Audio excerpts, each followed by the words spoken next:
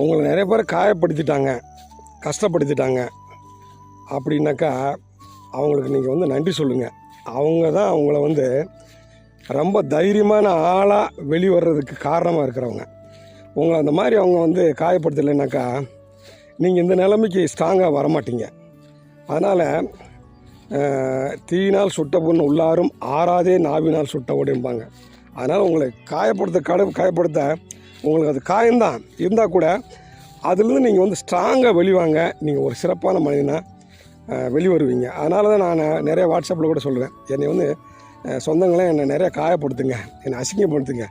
அப்படி இருந்தால் தான் நான் வெளியே வரணும்னு நினைப்பேன், போராடணும்னு நினைப்பேன். நீங்கள் தான் என்னை அந்த உயர்த்தியவர்கள். என்னை அந்த மாதிரி செய்யுங்க. செய்யாமல் நீங்கள் அமைதியாக இருந்தீங்கன்னா நானும் ரொம்ப பீஸ்ஃபுல்லாக அமைதியாக இருந்துருவேன். அது என் வாழ்க்கையில் நான் முன்னேறவே முடியாது. முன்னேற்றத்துக்கு எல்லாம் நீங்கள் தான் காரணம். என்னை அந்த மாதிரி அசிங்கப்படுத்துங்கன்னு நான் ஓப்பனாக ஒரு அப்பீல் பண்ணியிருப்பேன். அவங்கள அந்த மாதிரி கேவலப்படுத்துறதுக்கு இன்விடேஷன் அனுப்பியிருப்பேன். அதனால் கேவலப்படுத்துறது, அசிங்கப்படுத்துறதுலாம் நல்லது தான். நாம் அதுலேருந்து விடுபடுறதுக்கு ஒரு காரணமாக இருக்கும்.